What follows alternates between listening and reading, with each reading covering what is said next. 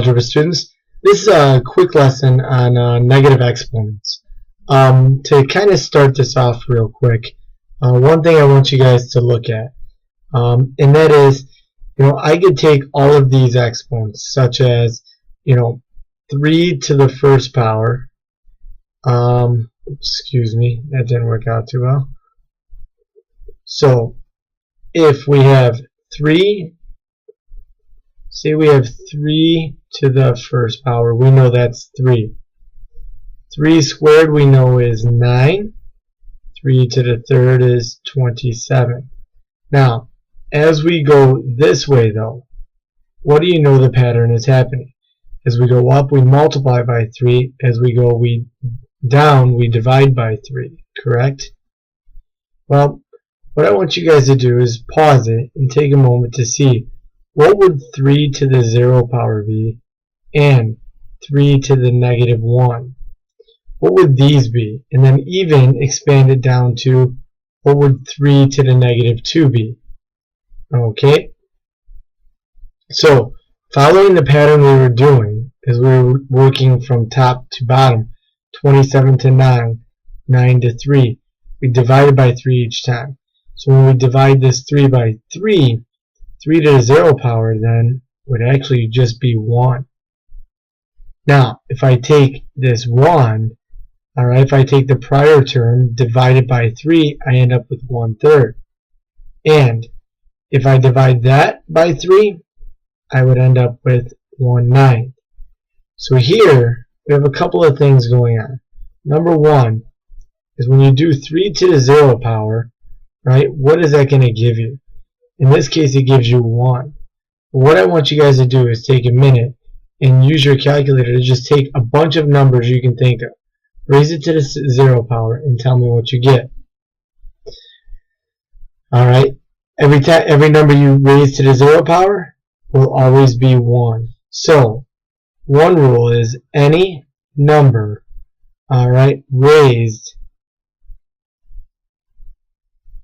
to the power of 0 will equal 1.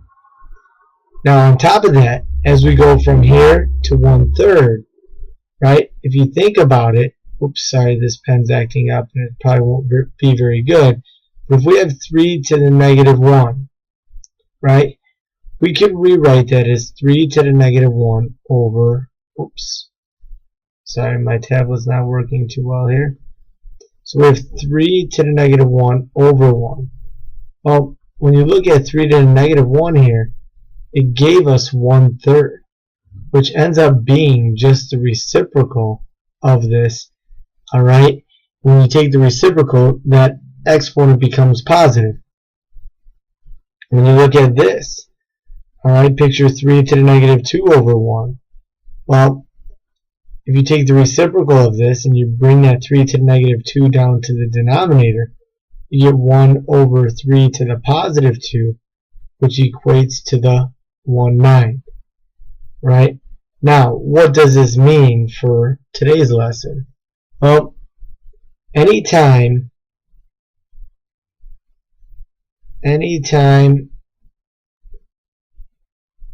you have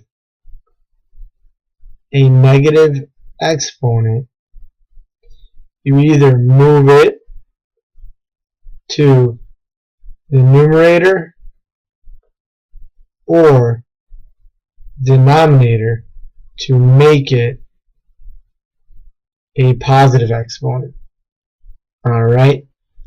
So again, we're basically taking the reciprocal, but if it's in the numerator, we bring it down to the denominator to make it positive, and if it's in the denominator, we bring it up to the numerator to make that exponent positive.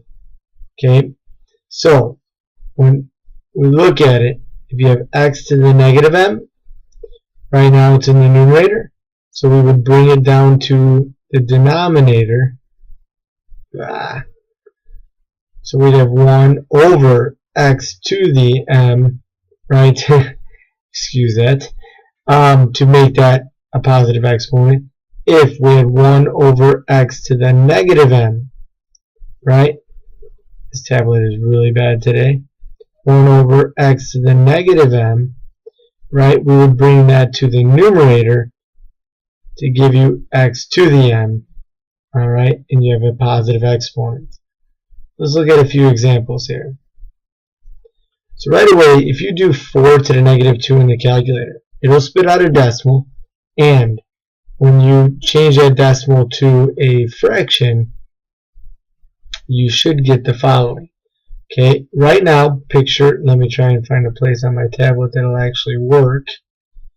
Okay, right now if we put that over 1, okay, if I bring this down to the denominator, take the reciprocal, we get 1 over 4 squared. Alright, because remember, if it's in the numerator, we bring it down to the denominator to make that exponent positive. Alright, we end up with 1 over 16. Now in example 2, right now this 2 has a positive exponent, so it's going to stay in the numerator. But what happens is this 5 to negative 3, to make that exponent positive, we have to bring it up to the numerator. Remember, everything is going to remain linked by multiplication. So this would be 2 times 5 to the positive 3. Okay, now we have nothing left in the denominator, so we can assume it's 1. And if we complete the correct order of operations in the numerator here, right, so if we complete the correct order of operations up here, right, we would get 2 times 5 to the third is 125, and 2 times 125, all divided by 1, would give you 250. So again, if the numerator is in the numerator, we bring it to the denominator, if the negative exponent's in the numerator, we bring it down to the denominator to make that exponent positive. If it's in the denominator, we bring it up to make that exponent positive.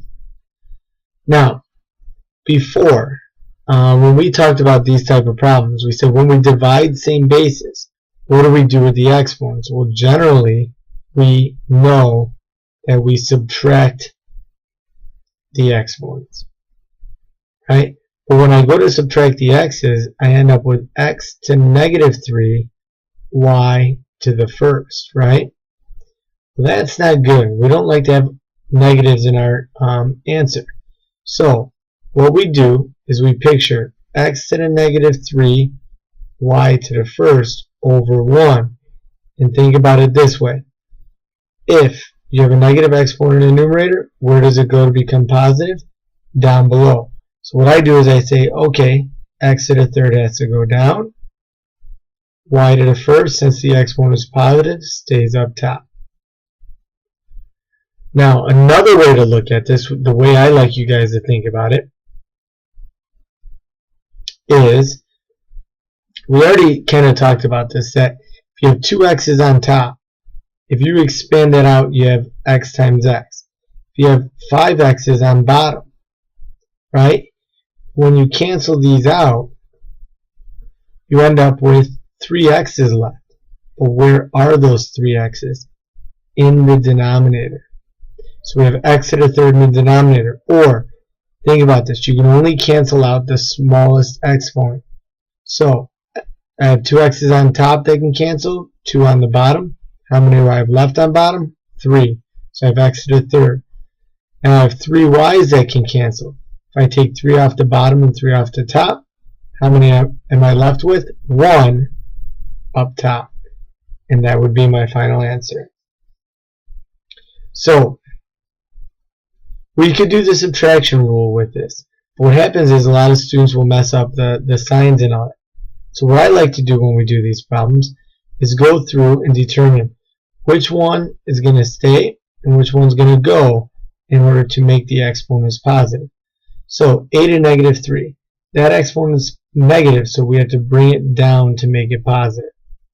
B to the second, exponent's positive, so we keep it there. C to negative 4, since it's in the numerator, we got to bring it down to make that exponent positive. A to negative 2, it's got to go up to make that exponent positive. So a squared. b to negative 3 has to go up to make that exponent positive. C to negative 6 has to go up. Now, once I have all of these positive exponents, I'll simplify the numerator. So we would get a squared, then b squared times b to the third would give me b to the fifth, c to the sixth, all over a to the third, c to the fourth. But now, we still have one step left, and that's to simplify here.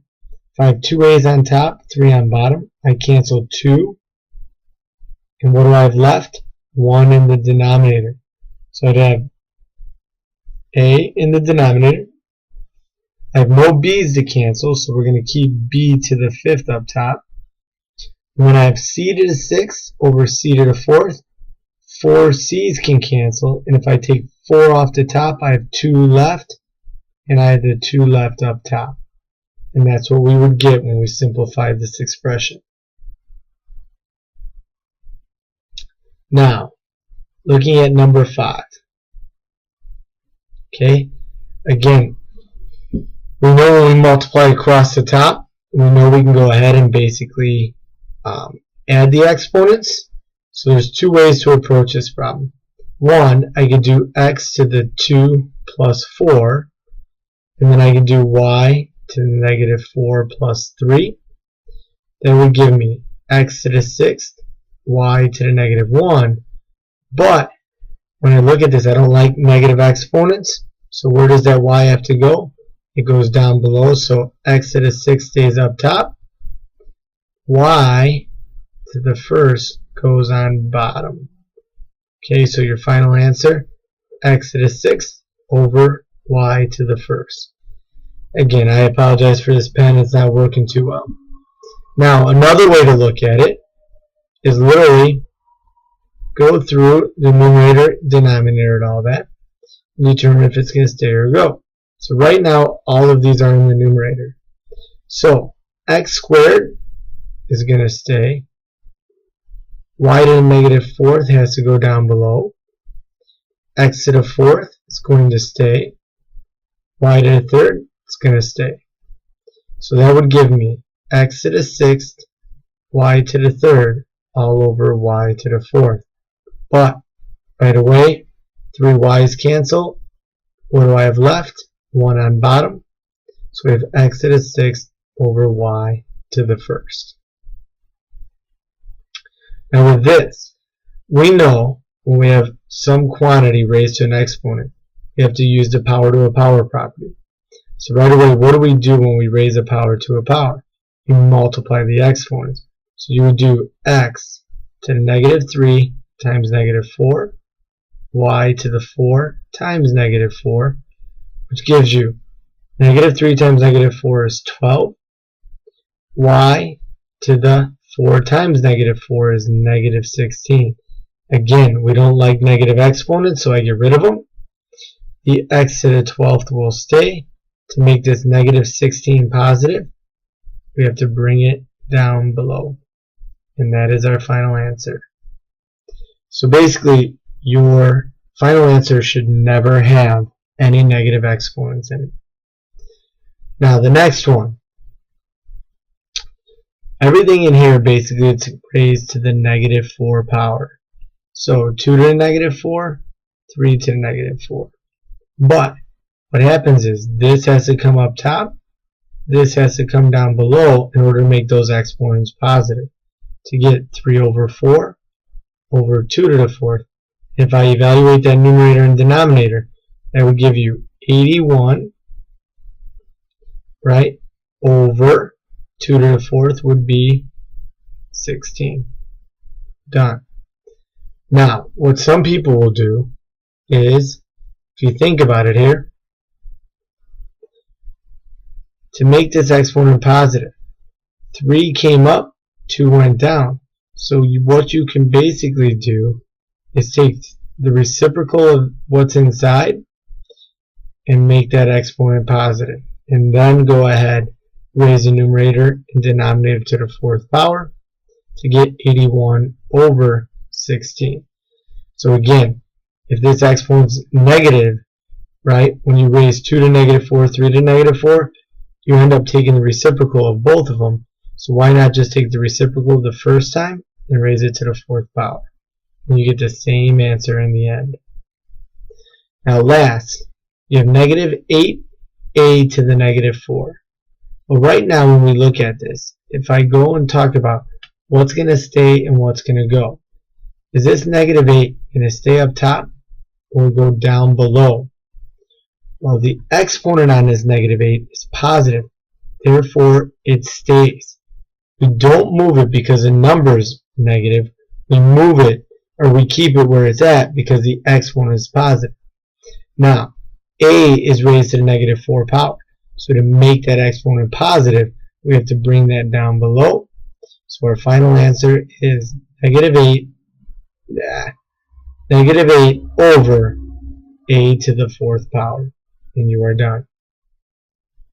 Alright, the rest of your homework, and it needs to get done before you come in tomorrow.